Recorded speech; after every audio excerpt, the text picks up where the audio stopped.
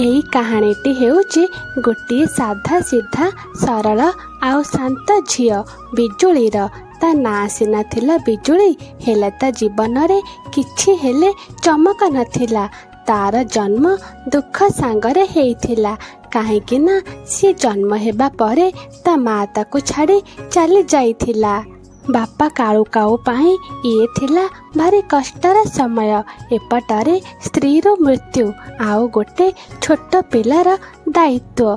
2-4 मास तो से ताको बापा आउ माँ दुई जनकर स्नेह देबा पाई चेष्टा कला। हेले गाँ बालांका कथारे पड़ी सी द्वितीय विवाह करिनेला। नुआ माँ गोरी काऊ खाली केवल सानू काऊर स्त्री हेई पारिला। सी केबे हेले बिजुलीर माँ हेई पारिलानी। प्रथमे प्रथमे तो सब किछि ठीक चलीथिला हेले धीरे धीरे गोरी काऊ ता रूप देखेबा आरंभ करिदेला। गोरी काऊ केबे हेले बिजुली को निजर करबा को चाहू नथिला। बिजुली थिला ता पाई गोटे बोझ। से ताकू खाली कष्टे मष्टे तुले चलीथिला। किछि दिन परे गोरी काऊर भी गोटे झियो हेला। ता ना थिला पिंकी काऊ। घरे एबे 2टी झियो थिले हेले सेबेठारो घरर परिवेश पूरा पूरी बदली गला। 2 जनकर भाग्य थिला पूरा पूरी अलगा। पिंकी काऊ पाई गोरी काऊ मनरे थिला खाली भल पाइबा, नुआ नुआ पोशाक, भल भल खाइबा सहित पिंकी काऊर सबु अली अझटକୁ गोरी काऊ पूरण करुथिला। हेले एपटरे थिला बिजुली काऊ। ता भाग्ୟରେ थिला खाली दुख कष्ट जंत्रणा आउ मार गाली। धीरे धीरे 2 जन बड़ हेउथिले आउ 2 जनक भितरे फरक बारी हेई जाउथिला। पिंकी काहू को समस्ते राजकुमारी बोली कहूथिले आउ बिजुली काहू को बिचारी कही चली जाउथिले। एबे तो भोर 4टा हेई थाए हेले बिजुली काहूर निद भांगी जाए। से उठे ता फटा पुराना ड्रेस को साइज करे आउ भगवान को कहे, हे भगवान आज तो फोने डेरी हेई गला, माँ फोने पार्टी करिब। ता कंठरे पूरा पूरी डर देखा जाउथिला। डेरी न करी बिजुली काऊ कूअरु पानी आनिबा को चली गला। खाली पादरे ओजनिया बाल्टी नहीं से कूअरु पानी आणुथिला। घर झाड़ू करिबा, बासन माजिबा आउ तापरे समस्तंक पाई रोषेई करिबा। एते काम कला परे भी जदि किछि कामरे खिलाफ हेइथिला गोरी काऊ ताको पार्टी करुथिला आउ माड़ भी मारुथिला। हेले सेही समय रे सेई घरे पिंकी काऊ तो आराम रे सोई थाए। सूर्य जेते बेले मुंड ऊपर को जाए सेते बेले गोरी काऊ आसी भल पाइबा सह ता झियो को कहे, पिंकी मो राजकुमारी उठी जा, तो पाई मु क्षीर रखिची। पिंकी काऊ उठे खाई दिए आउ ता सांग मानंक सह खेलिबा को चली जाए। दिन सारा खेली खेली संध्यारे से घर को आसे आउ पुणी आराम करे। से केबे हेले जानी पारे ना सेई घरे ता भौणी बिजुली केमिति दिन काटुची। दिने पिंकी काऊ ता सांग मानंक सांगरे बसी थाए। तार गोटे सांग ताको कहे, तू जानिचु काली मेला को जग्गू बोलिबा को आसीथिला। हाँ हाँ सी सानू सेठ को पुआ तो मु ताको जानिची। से ता केवल खाली तते देखुथिला।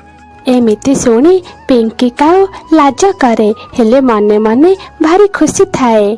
तू तो एई गाँर सबुठारु सुंदरी, तो बाहाघर निश्चय ता संगरे हेबो। सेही दिनरु पिंकी काऊ मनरे जग्गू काऊ पाई भल पाइबा बढ़ी गला। सेही दिन संध्यारे गोरी काऊ ता स्वामी कालू काऊ को फोन करी कहे, हाँ एठी सब ठीक अछि, तुमे जमा हेले चिंता करनी। बिजुली आउ पिंकी एई 2 जन ठीक अछंती तो? हाँ पूरा पूरी ठीक अछंती। मु सेई 2 जनकर बहुत भल भाबरे ध्यान रखुची। हेले सत थिला पूरा पूरी ओलटा। कालू काऊ ए विषय रे किछि हेले जानी नथिला। से सहर पाख जंगल रे काम करुथिला। वर्ष को थरे कि 2 थर घर को बुलिबा पाई आसुथिला। ଯେତେବେଳେ ରାତି ହୋଇଯାଏ ସମସ୍ତେ ଶୋଇ ପଡ଼ନ୍ତି। ବିଜୁଳି ଗୋଟେ କୋଣରେ ବସେ, ଲୁହ ଭରା ଆଖିରେ ତା ମାଆକୁ ପଚାରେ, ମା, ତୁମେ ମୋତେ ଛାଡ଼ି କାହିଁ ଚାଲିଗଲ? ଯଦି ତୁମ ଥାଆନ୍ତ କ'ଣ ମୋ ଜୀବନ ଏମିତି ଭାବରେ କଟିଥାନ୍ତା? ରାତିର ଅନ୍ଧକାର ସାଙ୍ଗରେ ବିଜୁଳିର ନୀରବତା ଧୀରେ ଧୀରେ ମିଶିଯାଏ। ଖରାବେଳେ ପୁଣି ଚହଳ ହେଇଯାଏ। ଗାଁର ଚଉପାଢ଼ୀ ପାଖରେ ସମସ୍ତେ ବସି କଥା ହୁଅନ୍ତି। ପରିବାବାଲା କଥା ତ କି ବାହାଘର କଥା। ଠିକ୍ ସେଇ ସମୟରେ ଗୋଟିଏ ଚଢ଼େଇ କାଉକୁ କୁହେ, ଆରେ ତୁମେମାନେ ଜାଣିଛ ନା ନାହିଁ, କାଳୁ ସେଠର ପୁଅ ଜଗୁ ଏବେ ଗାଁକୁ ଆସିଛି। ସମସ୍ତଙ୍କର ନଜର ସେଇ କଥା ଆଡ଼କୁ ଚାଲିଯାଏ। ସତରେ ସିଏ ଏବେ କେମିତି ଅଛି? ଆରେ ସିଏ ତ ଭାରି ଭଲ, ପାଠ ସାଠ ପଢ଼ିଛି, ସରକାରୀ ଚାକିରି ବି କରିଛି। ଆଉ ସବୁଠାରୁ ବଡ଼ କଥା ହେଲା ସିଏ ଭାରି ସଂସ୍କାରୀ। ତାର ତ ବାହାଘର ପାଇଁ ପ୍ରସ୍ତାବ ସବୁଆଡ଼ୁ ଆସିବ। ସେଇ ଚଢ଼େଇଟି ହାଲକା ହସି ଦେଇ ଗୋରିକାଉ ଆଡ଼କୁ ଚାହେଁ। ମୁଁ କ'ଣ କହୁଥିଲି, ତୋ ବଡ଼ ଝିଅ ବିଜୁଳି, ତାର ପ୍ରସ୍ତାବ ତୁ ପକା। ଏମିତି ଶୁଣି ଗୋରିକାଉର ତ ରଙ୍ଗ ବଦଳିଗଲା। ହେଲେ ସେ ନିଜକୁ ସମ୍ଭାଳିକି କହିଲା, ଆରେ ଭଉଣୀ, ତୁମେ ଏମିତି ମଜାକ କାହିଁକି କରୁଛ? ମଜାକ? ଏଥିରେ ମଜାକ କରିବାର କୋଉ କଥା ରହିଲା? ପାରାର ଏମିତି ଗମ୍ଭୀର ପ୍ରଶ୍ନ ଶୁଣି ରାନୁ କାଉ ତ ଟିକେ ସହଜ ହେଇଯାଏ। ଆଉ କୁହେ, ବିଜୁଳି ତ ଏବେ ଭାରି ଛୋଟ, ତାକୁ ଘରର କିଛି କାମ ଆସେନା, ସେ ତ ଦିନ ସାରା ଖାଲି ଶୋଇ ରୁହେ। ଏମିତି ଶୁଣି ସେଇଠି ବସିଥିବା ଗୋଟେ ବୟସ୍କ ଚଢ଼େଇ ଚମକି ପଡ଼େ। ଆରେ ରାନୁ, ତୁ ଏ କ'ଣ କହୁଛୁ? ସିଏ ତ ସକାଳୁ ରାତି ପର୍ଯ୍ୟନ୍ତ କାମ କରୁଛି। ମୁଁ ତ ଏ କଥା ନିଜ ଆଖିରେ ଦେଖିଛି। ଏମିତି ଶୁଣି ଗୋରିକାଉ ଟିକିଏ ଡରିଯାଏ। ଆଉ ସାଙ୍ଗେ ସାଙ୍ଗେ କୁହେ, ଆରେ ନା, ସେ ତ ବେଶୀ କାମ କରେନି, ଅଳ୍ପ କିଛି କରେ। ଏମିତିରେ ବି ତା ଦେହ ଭଲ ରହୁନି, ସିଏ ଭାରି ଦୁର୍ବଳ ରହୁଛି। ପୁଣି ସିଏ ଆଉ ଗୋଟେ ମିଛ ସେଇ କଥା ସାଙ୍ଗରେ ଯୋଡ଼ି ଦିଏ, ଆଉ ତା କୁଣ୍ଡଳୀରେ ବି ଦୋଷ ଅଛି। ବାବା କହିଛନ୍ତି ତାର ବାହାଘର ଯଦି ଜଲ୍ଦି ହେବ ସେଇ ଘର ଭାଙ୍ଗିଯିବ। ପାରା ଏ କଥା ଜାଣି ସାରିଥିଲା କି ଗୋରିକାଉ ଚାହୁଁନି ବିଜୁଳିର ବାହାଘର ହଉ। କିଛି ସମୟ ପରେ ସେମାନେ ସମସ୍ତେ ଘରକୁ ଚାଲି ଆସନ୍ତି। ପିଙ୍କି କାଉ ତା ମାଆକୁ ପଚାରେ, ମା, କ'ଣ ସତରେ ସମସ୍ତେ ବିଜୁଳିର ବାହାଘର ଜଗୁ ସାଙ୍ଗରେ କରିବାକୁ ଚାହୁଁଛନ୍ତି? ଆରେ ନା ନା, ତୁ ଚିନ୍ତା କାହିଁକି କରୁଛୁ? ହେଲେ ପିଙ୍କିର ମନରେ ଡର ପୁରାପୁରି ଦେଖାଯାଉଥିଲା। ହେଲେ ମା, ଯଦି ଏମିତି ହୁଏ ମୁଁ ଜମା ସହିପାରିବିନି। ତା ଆଖିରେ ଲୁହ ଚାଲି ଆସେ। ଜଗୁ ମୋତେ ମେଳାରେ ଦେଖୁଥିଲା, ମୋତେ ଲାଗୁଛି ସେ ମୋତେ ପସନ୍ଦ କରୁଛି। ଗୋରିକାଉ ସାଙ୍ଗେ ସାଙ୍ଗେ ତା ଝିଅକୁ କୋଳେଇ ନିଏ। ଆଉ କୁହେ, ଆରେ ପିଙ୍କି, ମୋ ରାଜକୁମାରୀ, ଯେପର୍ଯ୍ୟନ୍ତ ତୋ ମା ବଞ୍ଚିଛି ତୋ ଅଧିକାର କେହି ହେଲେ ନେଇପାରିବନି। ଆଉ ସେ ବିଜୁଳି କିଏ? ସେ ତ ହେଉଛି ଏଇ ଘରର ଚାକରାଣୀ। ବାହାରେ ଛିଡ଼ା ହୋଇ ବିଜୁଳି ଏଇ ସବୁ କଥା ଶୁଣୁଥିଲା। ତା ମନ ଯେମିତି ଭାଙ୍ଗିଗଲା। ଲୁହ ପୋଛି ସିଏ ରୋଷେଇ ଘର ଆଡ଼କୁ ଚାଲି ଆସିଲା। ସତରେ ମୁଁ ଏଇ ଘର ପାଇଁ ଜମା ହେଲେ ଯୋଗ୍ୟ ନୁହଁ। ପରଦିନ ବବଲି ପାରା ପୁଣି ଥରେ ଗୋରିକାଉର ଘର ପାଖକୁ ଚାଲି ଆସିଲା। ଆରେ ଗୋରି ଭଉଣୀ, ବାହାରକୁ ଆସ, ତୁମ ସାଙ୍ଗରେ କିଛି ଜରୁରୀ କଥା ଅଛି। ଗୋରିକାଉ ବାହାରକୁ ଚାଲି ଆସିଲା। ହଁ ବବଲି ଭଉଣୀ, କୁହ, କ'ଣ କଥା ଅଛି? ଗୋରି ଭଉଣୀ, ମୁଁ ବିଜୁଳି ପାଇଁ ଗୋଟିଏ ଭଲ ପ୍ରସ୍ତାବ ଆଣିଛି। ପିଲାଟି ପାଠ ପଢ଼ିଛି, ଆଉ ତାର ପରିବାର ବି ଭାରି ଭଲ, କ୍ଷେତ ବି ଅଛି। ତୁମେ ଯଦି କହିବ ମୁଁ କଥା ଆଗକୁ ବଢ଼େଇବି। ଗୋରିକାଉ ମୁହଁରେ ପୁଣି ସେମିତିକା ମିଛି ମିଛିକା ହସ ଚାଲି ଆସେ। ଆରେ ବବଲି ଭଉଣୀ, ତୁମକୁ କ'ଣ କେହି କହିନାହାନ୍ତି କି? କ'ଣ? ବିଜୁଳିର ଦେହ ସବୁବେଳେ ଖରାପ ରହୁଛି, ଆଉ ତାକୁ ଘରର କୋଉ କାମ ବି କରି ଆସେନା। କ'ଣ? ହେଲେ ମୁଁ ତ। ଆଉ ଶୁଣ, ସିଏ ଭାରି ଜିଦିଆ ସ୍ୱଭାବର, କାମଚୋର। ଏମିତି ଝିଅକୁ କିଏ ବାହା ହେବ? ବବଲି ପାରା ସବୁ କିଛି ବୁଝିଗଲା ଆଉ ସେଠାରୁ ଚାଲିଗଲା। ଏମିତି ବିଜୁଳି ପାଇଁ ବହୁତ ଭଲ ଭଲ ପ୍ରସ୍ତାବ ଆସୁଥିଲା, ହେଲେ ଗୋରି କାଉ ତାକୁ ଆଗରୁ ହିଁ ଭାଙ୍ଗି ଦେଉଥିଲା।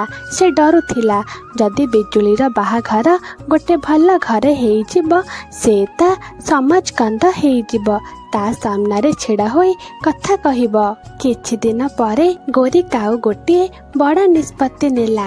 ସେ ଜଗୁର ବାପା ମାଆଙ୍କୁ ତା ଘରକୁ ଆମନ୍ତ୍ରଣ କରିଥିଲା। ସେ ଚାହୁଁଥିଲା ଜଗୁ ସାଙ୍ଗରେ ତା ଝିଅ ପିଙ୍କିର ବାହାଘର କଥା ପକେଇବାକୁ। ପିଙ୍କି କାଉ ଆଇନା ସାମ୍ନାରେ ଛିଡ଼ା ହୋଇଥାଏ ଆଉ ନିଜକୁ ସଜଉଥାଏ। ସେ ତା ମାଆକୁ ପଚାରେ, ମା ଦେଖ ତ ମୁଁ ଆଜି କେତେ ସୁନ୍ଦର ଦେଖାଯାଉଛି। ଗୋରି କାଉ ସ୍ନେହରେ ତା ଝିଅକୁ କୁହେ, ମୋ ଝିଅ ତୁ ତ ଚାନ୍ଦ ଠାରୁ ବି ଅଧିକ ସୁନ୍ଦର। ହଁ, ତୁ ତାଙ୍କ ସାମ୍ନାରେ ବେଶୀ କିଛି କଥା କହିବୁନୁ। ମୁଁ ଆଜି ଏଇ ବାହାଘର ଯେମିତି ହେଲେ ଠିକ୍ କରିକି ରହିବି। ପିଙ୍କି କାଉ ତ ହସି ଦିଏ, ହେଲେ ତା ମନରେ ଟିକିଏ ଡର ଥାଏ। ସେହି ସମୟରେ ବିଜୁଳି କାଉ ରୋଷେଇ ଘରେ ରୋଷେଇ କରୁଥାଏ। ତାର ସବୁଦିନିଆ ଭଳି ସେଇ କାମ, ଚା ତିଆରି କରିବା, ଜଳଖିଆ କରିବା। ହେଲେ ତା ମନରେ ଆଜି ଟିକିଏ ଖୁସି ଥାଏ। ଆଜି ପିଙ୍କିର ବାହାଘର ଠିକ୍ ହେବ, ଭଗବାନ କରନ୍ତୁ ତା ବାହାଘର ଆଜି ଫାଇନାଲ ହେଇଯାଉ। ଏମିତି ବିଜୁଳି ସବୁ ପ୍ରକାରର ରୋଷେଇ କରେ, ସିଙ୍ଗଡ଼ା ତିଆରି କରେ। କିଛି ସମୟ ପରେ ଜଗୁ ଆଉ ତା ବାପା ମା ତାଙ୍କ ଘରକୁ ଚାଲି ଆସନ୍ତି। ଗୋରି କାଉ ସେମାନଙ୍କର ସ୍ୱାଗତ କରେ। ଆସ ଆସ, ତୁମେ ଆସିଲ, ଆମକୁ ଭାରି ଖୁସି ଲାଗିଲା। ସମସ୍ତେ ଖୁସି ଥିଲେ। ସେମାନେ କିଛି କଥା ହେଲେ। ତାପରେ ଗୋରି କାଉ ଅସଲ କଥା କହିଲା। କଥା କ'ଣ କି, ମୁଁ ତୁମ ପୁଅ ଜଗୁର ବାହାଘର କଥା କହୁଥିଲି। ଠିକ୍ ସେତିକି ବେଳେ ପିଙ୍କି କାଉ ବି ସଜବାଜ ହେଇ ସେଠାକୁ ଚାଲି ଆସିଲା। ସେ ସମସ୍ତଙ୍କୁ ପ୍ରଣାମ କଲା। ଝିଅ ଭାରି ସୁନ୍ଦର ଆଉ ଗୁଣବତୀ। ତୁମେ ଏଇ ଯୋଉ ଚାହା ଆଉ ସିଙ୍ଗେଡ଼ା ଖାଉଛ, ଏସବୁ ଏଇ ତିଆରି କରିଛି। ଜଗୁର ମା ସିଙ୍ଗେଡ଼ାକୁ ଭଲ ଭାବରେ ଦେଖନ୍ତି, ଗୋଟିଏ ଆଣି ଖାଆନ୍ତି। ଯେମିତି ସ୍ୱାଦ ତାଙ୍କ ପାଟିକୁ ଯାଏ, ସେ ତ ପୁରାପୁରି ଆଶ୍ଚର୍ଯ୍ୟ ହେଇଯାଆନ୍ତି। ଆରେ ଏତେ ସୁଆଦିଆ ସିଙ୍ଗେଡ଼ା ତ ମୁଁ ସହରରେ ବି ଖାଇନି। ଜଗୁ ବି ସିଙ୍ଗେଡ଼ା ଖାଏ ଆଉ ଧୀରେ ଧୀରେ ମୁଣ୍ଡ ହଲାଏ। ସତରେ ଭାରି ସୁଆଦିଆ। ପିଙ୍କି ବହୁତ ଡରି ଯାଇଥିଲା, କାହିଁକି ନା ସେ ତ କେବେ ରୋଷେଇ ଘରକୁ ବି ଯାଇନଥିଲା। ଆଉ ତା ମା ଆଜି ଏତେ ସବୁ କଥା କହିଦେଲା। ମାରେ ଆମକୁ ବି ଟିକେ କହ, ଏତେ ସୁଆଦିଆ ସିଙ୍ଗେଡ଼ା ତୁ କେମିତି ତିଆରି କରିଛୁ? ପିଙ୍କି କାଉର ତ ହାତ ଗୋଡ଼ ଥରିବାକୁ ଲାଗିଲା। ମାନେ ପିଙ୍କି ପାଟିରୁ ତ କଥା ବାହାରୁ ନଥାଏ। ଠିକ୍ ସେତିକି ବେଳେ ଗୋରି କାଉ କୁହେ, ଆରେ ଭଉଣୀ, ଇଏ ତ ଏବେ ଛୋଟ ଅଛି, ଧୀରେ ଧୀରେ ସବୁ ଶିଖିଯିବ। ହେଲେ ଜଗୁର ମାଆକୁ ଏବେ ସନ୍ଦେହ ହେଇ ସାରିଥିଲା। ସେ ଚାରିପଟକୁ ଦେଖୁଥିଲେ। ତାଙ୍କ ନଜର ରୋଷେଇ ଘରକୁ ଗଲା। ସେ ଦେଖିଲେ ଗୋଟେ କଣରେ ଝିଅଟିଏ ଛିଡ଼ା ହୋଇଛି, ତା ହାତରେ ଅଟା ଲାଗିଛି। ସେ ଥିଲା ବିଜୁଳି କାଉ। ଜଗୁର ନଜର ବିଜୁଳି ପାଖକୁ ଗଲା। ବିଜୁଳି ମୁହଁରେ ଥକାପଣ ତ ଦେଖା ଯାଉଥିଲା, ହେଲେ ତା ଆଖିରେ ସତ ଆଉ ନିରୀହ ଭାବନା ଥିଲା। ଜଗୁ ମନରେ ଅଲଗା କିଛି ଅନୁଭବ ହେଉଥିଲା। ସେ ଭାବିବାକୁ ଲାଗିଲା, ଏଇ ଝିଅ କିଏ? ଜଗୁର ମା ଗୋରି କାଉକୁ ପଚାରିଲେ, ଆରେ ଭଉଣୀ, ସେ ଯୋଉ ରୋଷେଇ ଘରେ ଅଛି ସେଇ ଝିଅଟି କିଏ? ସିଏ ମୋ ବଡ଼ ଝିଅ ବିଜୁଳି, ତାକୁ ଟିକେ ଏଇଠିକୁ ଡାକ। ଗୋରି କାଉ ମୁହଁରେ ଉଦାସୀ ଛାଇଗଲା, ହେଲେ ତା ପାଖରେ ଆଉ କିଛି ବାହାନା ନଥିଲା। ଆରେ ବିଜୁଳି, ତୁ ଏଇଠିକି ଆସେ। ତାପରେ ବିଜୁଳି ଧୀରେ ଧୀରେ ଘର ଭିତରକୁ ଚାଲି ଆସିଲା। ସେ ସମସ୍ତଙ୍କୁ ନମସ୍କାର କରି ସେଇଠି ଛିଡ଼ା ହେଇଗଲା। ତାପରେ ଜଗୁର ମା ବିଜୁଳିକୁ ପଚାରିଲେ, ଆରେ ମା, କ'ଣ ତୁ କହିପାରିବୁ ଏଇ ସିଙ୍ଗଡ଼ା କେମିତି ତିଆରି ହୁଏ? ବିଜୁଳି ଜାଣିପାରିଲାନି କି ତାକୁ ଏଇ ପ୍ରଶ୍ନ କାହିଁକି ପଚରା ଯାଉଛି। ସେ ସରଳ ଭାବରେ ଉତ୍ତର ଦେଲା, ହଁ, ପ୍ରଥମେ ଅଟାକୁ ଚକଟା ହୁଏ, ଆଳୁ ସାଙ୍ଗରେ ମସଲା ଦେଇ ତା ଭିତରେ ପୁର କରାଯାଏ ଆଉ ତାକୁ ତେଲରେ ଛଣାଯାଏ। ଏମିତି ବିଜୁଳି ସିଙ୍ଗଡ଼ା କରିବାର ଉପାୟକୁ ସମସ୍ତଙ୍କୁ କହିଦେଲା। ସେଇଠି ଥିବା ସମସ୍ତ କାଉମାନେ ପରସ୍ପରକୁ ଚାହୁଁଥାନ୍ତି। ସେମାନଙ୍କୁ ଆଉ ସତ ଅଛପା ହୋଇ ନଥାଏ। ଜଗୁ କାଉର ମା ଗମ୍ଭୀର ସ୍ୱରରେ ଗୋରି କାଉକୁ କୁହନ୍ତି, ଏଇ କିଛି ସମୟ ପୂର୍ବରୁ ତୁମେ କହୁଥିଲ ଏଇ ସିଙ୍ଗଡ଼ା ସବୁ ପିଙ୍କି କରିଛି ବୋଲି, ହେଲେ ଦେଖ ଏଇ ସିଙ୍ଗଡ଼ା ସବୁ ତ ବିଜୁଳି ତିଆରି କରିଛି। ଏମିତି ଶୁଣି ଗୋରି କାଉର ମୁହଁରୁ ତ ଝାଳ ବାହାରିବା ଆରମ୍ଭ ହେଇଗଲା। ଭଉଣୀ କଥା କଣ କି, ଏସବୁ ତାକୁ ଏବେ ମୁଁ ଶିଖଉଛି। ସିଏ ଛୋଟ ଅଛି ତ ପାଠ ପଢୁଛି। ହେଲେ ଜଗୁର ମା କଥାକୁ ଅଧାରେ ଅଟକାଇ ଦେଲେ। ତୁମେ ତ ପ୍ରଥମେ କହିଲ ଇଏ ହେଉଛି ଛୋଟ, ତାପରେ କହିଲ ତା କୁଣ୍ଡଳୀରେ ଦୋଷ ଅଛି, ଆଉ ଏବେ କହୁଛ ସିଏ ସବୁ କାମ ଏବେ ଶିଖୁଛି। ତାହେଲେ ସତ କଥା କଣ? ଗୋରି କାଉ ପାଖରେ ଆଉ କିଛି ହେଲେ ବାଟ ନଥିଲା। ରାଗ ଆଉ ଡରରେ ସିଏ ସବୁ କହିଦେଲା। ତାହେଲେ ଶୁଣ, ବିଜୁଳି ମୋର ନିଜ ଝିଅ ନୁହଁ, ତା ବାହାଘର କରିବା ମୋ ଦାୟିତ୍ୱ ନୁହଁ। ତୁମେ ଯଦି ଚାହୁଁଛ ମୋ ଝିଅ ପିଙ୍କି ସାଙ୍ଗରେ ବାହାଘର କର, ନହେଲେ ଏଠାରୁ ଯାଅ। ଏମିତି ଶୁଣି ସମସ୍ତେ ଆଶ୍ଚର୍ଯ୍ୟ ହେଇଯାଆନ୍ତି। ଜଗୁ ଆଉ ତା ବାପା ମା ମୁହଁରେ ନିରାଶା ଛାଇଯାଏ। ଠିକ୍ ଅଛି, ଆମେ ସେଇ ଘରେ ବନ୍ଧୁ ବାନ୍ଧିବାକୁ ଚାହୁଁନୁ ଯୋଉଠି ସତ କଥାକୁ ଲୁଚାଯାଏ। ଜଗୁର ମା ବିଜୁଳି ଆଡ଼କୁ ଚାହିଁଲେ। ବିଜୁଳି ପାଇଁ ତାଙ୍କ ଆଖିରେ ସହାନୁଭୂତି ଥିଲା। ମୁଁ ଏବେ ଆସିପାରିବିନି, କାମ ବହୁତ ଜରୁରୀ ଅଛି। ତୁମେ ଦୁଇ ଝିଅଙ୍କର ଧ୍ୟାନ ରଖିଥିବ। ଫୋନ୍ କାଟିବା ପରେ ଗୋରି ମୁହଁରେ ହସ ଆସିଯାଏ। ତାକୁ ଗୋଟିଏ ଉପାୟ ମିଳି ସାରିଥାଏ। ଏବେ ଆମକୁ ଆଉ କେହି ହେଲେ ରୋକି ପାରିବେନି। ମା, ତୁମେ ସେଇ ବିଜୁଳିକୁ ଘରୁ ବାହାର କରିଦିଅ। ଯେପର୍ଯ୍ୟନ୍ତ ସିଏ ଏଇ ଘରେ ଅଛି ମୋ ବାହାଘର ହେଇପାରିବନି। କିଛି ସମୟ ପରେ ଗୋରି କାଉର ସାଙ୍ଗମାନେ ବି ଆସିଯାଆନ୍ତି। ସେମାନଙ୍କ ଭିତରୁ ଜଣେ ଥିଲା, ତା ନାଁ ମିନି। ଗୋରି କାଉ ମିନିକୁ ପଚାରେ, ମିନି, ଆମ ଆଖପାଖରେ କଣ ଏମିତି କୋଉ ଚଢ଼େଇ ଅଛି ଯାହା ସାଙ୍ଗରେ ବାହାଘର କଲେ ଜୀବନ ପୁରା ନଷ୍ଟ ହେଇଯିବ? ହଁ, ଏମିତି ଗୋଟିଏ କାଉ ଅଛି, ଚିଣ୍ଟୁ। ତାକୁ ସମସ୍ତେ ପାଗଳ ବୋଲି କହୁଛନ୍ତି। ତାର କିଛି ବୋଲି ନାହିଁ, ଆଉ ତା ଜମି ବି ବନ୍ଧା ପଡ଼ିଛି। ଠିକ୍ ଅଛି, ଏବେ ବିଜୁଳିର ବାହାଘର ତାରି ସାଙ୍ଗରେ ହେବ। ଗୋରି କାଉ ଯୋଉ ଉପାୟ ଭାବିଥିଲା ତାକୁ ପୂରଣ କରିବାକୁ ସେ ଆଉ ଡେରି କଲାନି। କିଛି ଦିନ ମଧ୍ୟରେ ଗାଁ ବାଲାଙ୍କ ସହ କଥା ହୋଇ ସେ ବାହାଘର ଠିକ୍ କରେଇଦେଲା। ହେଲେ ଏଇ ବାହାଘର ବିଷୟରେ ସେ ବିଜୁଳିକୁ କିଛି ହେଲେ ବି କହିଲାନି। ହଠାତ୍ ଆସିକି ତାକୁ କହିଲା, କାଲି ହେଉଛି ତ ବାହାଘର, ତୁ ରେଡି ହେଇଯିବୁ। ଏମିତି ଶୁଣି ବିଜୁଳିର ପାଦ ତଳୁ ତ ମାଟି ଖସିଯାଏ। ସେ ଡରି ଡରି ପଚାରେ, ହେଲେ ମା, ମୁଁ ଚୁପ୍ କର, ତତେ କିଛି କହିବା ଦରକାର ନାହିଁ। ମୁଁ ଯାହା କହୁଛି ସେଇଆ ହେବ। ବିଜୁଳିର ଆଖିରେ ଲୁହ ଥାଏ, ହେଲେ ସେ କିଛି ହେଲେ କହିପାରେନି। କିଛି ଦିନ ପରେ ସାଧାରଣ ଭାବରେ ବିଜୁଳିର ବାହାଘର ହେଇଯାଏ। ନା ଥିଲା ଭଲ ଭାବରେ ସାଜସଜ୍ଜା, ନା ଥିଲା ଆଡ଼ମ୍ବର। ଖାଲି ଗୋଟେ ଦାୟିତ୍ୱରୁ ମୁକ୍ତ ହେବା ପାଇଁ ବିଜୁଳିର ବାହାଘର ହେଇଗଲା। ବିଜୁଳି ତା ସ୍ୱାମୀ ଚିଣ୍ଟୁ କାଉ ସାଙ୍ଗରେ ସେଠାରୁ ଚାଲି ଆସୁଥିଲା ଆଉ ଭାବୁଥିଲା, ଇଏ ହିଁ ହେଉଛି ମୋର ଭାଗ୍ୟ। ଚିଣ୍ଟୁ କାଉର ଥିଲା ଗୋଟେ ଛୋଟ ଘର, ଭାଙ୍ଗି ଯାଇଥିବା କବାଟ, ଆଉ ଗୋଟିଏ ରୋଗରେ ପଡ଼ିଥିବା ବୁଢ଼ୀ ମା। ବିଜୁଳି କିଛି କହିଲାନି, ସବୁ କିଛି ସ୍ୱୀକାର କରିନେଲା। ପ୍ରଥମ ରାତିରେ ଚିଣ୍ଟୁ କାଉ ବିଜୁଳିକୁ କହିଲା, ଦେଖ ବିଜୁଳି, ମୁଁ ଜାଣିଛି ଏଇ ବାହାଘର ତୁମ ଇଚ୍ଛା ଅନୁସାରେ ହେଇନି। ମୁଁ ବେଶୀ ପାଠ ପଢ଼ିନି, ଏତେ ଟଙ୍କା ବି ରୋଜଗାର କରୁନି, ହେଲେ ମୁଁ କଥା ଦଉଛି ତୁମକୁ କେବେ ହେଲେ ଦୁଃଖ ଦେବିନି।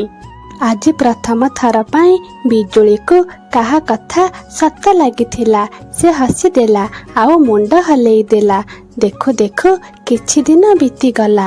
ଆଜି ଚିଣ୍ଟୁ କାଉ ଖୁସି ହେଇ ଆସି ବିଜୁଳିକୁ କହିଲା, ବିଜୁଳି, ଆଜି ଗୋଟେ ଜମିଦାରର କ୍ଷେତରେ ମୋତେ କାମ ମିଳିଯାଇଛି। ଏମିତି ଶୁଣି ବିଜୁଳି ଆଉ ଚିଣ୍ଟୁର ମା ଭାରି ଖୁସି ହୁଅନ୍ତି। ଚିଣ୍ଟୁ ସବୁଦିନ କାମକୁ ଯାଏ। କ୍ଷେତରେ କାମ ମିଳେ। ଯାହା ସେ କାମ କରି ଟଙ୍କା ଆଣେ ସବୁ ଟଙ୍କା ଘରେ ଦେଇଦିଏ। ହେଲେ ବିଜୁଳି ଏଥିରେ ଖୁସି ନଥାଏ। ସେ ଚାହୁଁଥାଏ ତାଙ୍କ ଜୀବନ ଆହୁରି କେମିତି ଭଲ ଭାବରେ କଟିବ। ଦିନେ ବିଜୁଳି ତା ସ୍ୱାମୀ ଚିଣ୍ଟୁ କାଉକୁ କୁହେ, ଶୁଣ, ଆମ ଘର ସାମ୍ନାରେ ଯେଉଁ ଖାଲି ଜାଗା ଅଛି ଆମେ ସେଇଠି ପରିବା ଚାଷ କଲେ କେମିତି ହୁଅନ୍ତା? ଆରେ ମୁଁ ତ କେବେ ଏ ବିଷୟରେ ଭାବିନଥିଲି। ଇଏ ଭାରି ଭଲ କଥା। ତାପରେ ଦୁଇ ଜଣ ମିଶି ପରିଶ୍ରମ କଲେ। କ୍ଷେତରେ କାମ କଲେ। କର୍ମର ଫଳ ତ ତାଙ୍କୁ ନିଶ୍ଚୟ ମିଳିବାର ଥିଲା। ଦିନେ ତାଙ୍କ କ୍ଷେତରେ ସବୁଜ ପନିପରିବା ଭରି ହେଇଗଲା। ଟମାଟୋ, ବାଇଗଣ, କଞ୍ଚା ଲଙ୍କା ଏମିତି ସବୁ ପରିବାରେ ତାଙ୍କ କ୍ଷେତ ହସି ଉଠୁଥିଲା। ସେ ସବୁ ପରିବାକୁ ଚିଣ୍ଟୁ କାଉ ବଜାରରେ ବିକ୍ରି କରୁଥିଲା। ତାଙ୍କ ସମୟ ଏବେ ଧୀରେ ଧୀରେ ବଦଳୁଥିଲା। କିଛି ଦିନ ମଧ୍ୟରେ ସମୟ ବଦଳିଗଲା। ତାଙ୍କର ସେଇ ଭଙ୍ଗା ଘର ଏବେ ପକ୍କା ଘରରେ ପରିଣତ ହେଇସାରିଥିଲା। ବନ୍ଧା ପଡ଼ିଥିବା ଘର ବି ଚିଣ୍ଟୁ କାଉ ମୁକୁଳେଇ ସାରିଥିଲା। ଏସବୁ ସମ୍ଭବ ହେଇଥିଲା ବିଜୁଳି କାଉ ପାଇଁ। ଏପଟରେ ପିଙ୍କି କାଉର ବାହାଘର ଗୋଟେ ଧନୀ ବେପାରୀ ସାଙ୍ଗରେ ଧୁମଧାମରେ ହେଇଥିଲା। ହେଲେ ସମୟ ସାଙ୍ଗରେ ତାଙ୍କ ବେପାର ପୁରାପୁରି ବୁଡ଼ିଗଲା। ଗୋଟିଏ ଗୋଟିଏ କରି ସବୁ ଜିନିଷ ଚାଲିଗଲା। ପିଙ୍କି କାଉ ପାଖରେ ଆଉ କିଛି ନଥିଲା। କିଛି ଉପାୟ ନ ପାଇ ଗୋରି କାଉ ଆଉ ପିଙ୍କି କାଉ ବିଜୁଳି କାଉ ଘରକୁ ଚାଲିଗଲେ। ବିଜୁଳି କାଉ କବାଟ ଖୋଲିଲା। ସିଏ ଏବେ ଭଲ ପୋଷାକ ପିନ୍ଧିଥିଲା। ତା ମୁହଁରେ ଶାନ୍ତି ଥିଲା। ମା, ପିଙ୍କି, ତୁମେ ଦୁଇ ଜଣ ଆସିଛ? ଆସ, ଘର ଭିତରକୁ ଆସ। ଗୋରି କାଉର ମୁହଁ ତଳକୁ ହେଇଯାଇଥିଲା। ସେ ଗୋଟିଏ ଗୋଟିଏ କରି ତାର ସବୁ ସମସ୍ୟାକୁ କହିଲା। ସବୁ କଥା ଶୁଣି ସାରିବା ପରେ ବିଜୁଳି କାଉ କହିଲା, ମା, ତୁମେ ଚିନ୍ତା କରନି, ସବୁ କିଛି ଠିକ୍ ହେଇଯିବ। ତାପରେ ବିଜୁଳି କାଉ ସେମାନଙ୍କୁ ଟଙ୍କା ଦେଲା। ରହିବାକୁ ଘର ଦେଲା।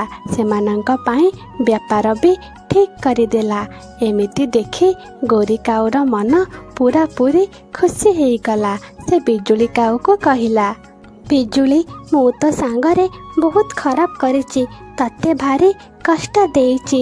ତତେ କେବେ ହେଲେ ନିଜର କରିନି। ହେଲେ ଆଜି ଅସୁବିଧା ସମୟରେ ତୁ ଆମ ପାଇଁ ଯାହା କରିଛୁ କେହି ନିଜ ଲୋକ ବି ଏତିକି କରିବେନି। ବିଜୁଳି, ମୋ ଝିଅ, ମୋତେ କ୍ଷମା କରିଦେ। ଦିଦି, ମୋତେ ବି କ୍ଷମା କରିଦିଅ। ଯାହା ହେଲା ତାକୁ ଭୁଲି ଯାଅ। ଏବେ ଆମେ ମିଶି ନୂଆ କରି ଆରମ୍ଭ କରିବା। ସେହି ଦିନଠାରୁ ସବୁ କିଛି ବଦଳିଗଲା। ବିଜୁଳିର ମା ପ୍ରଥମ ଥର ପାଇଁ ତାକୁ ଝିଅ ବୋଲି ଗ୍ରହଣ କଲେ। ପିଙ୍କି ତାକୁ ବଡ଼ ଭଉଣୀର ସମ୍ମାନ ଦେଲା। ବିଜୁଳି ସବୁ କିଛି ଠିକ୍ କରିଦେଲା। ସେଇ ପରିବାର ପୁଣି ଥରେ ଖୁସିରେ ରହିଲେ।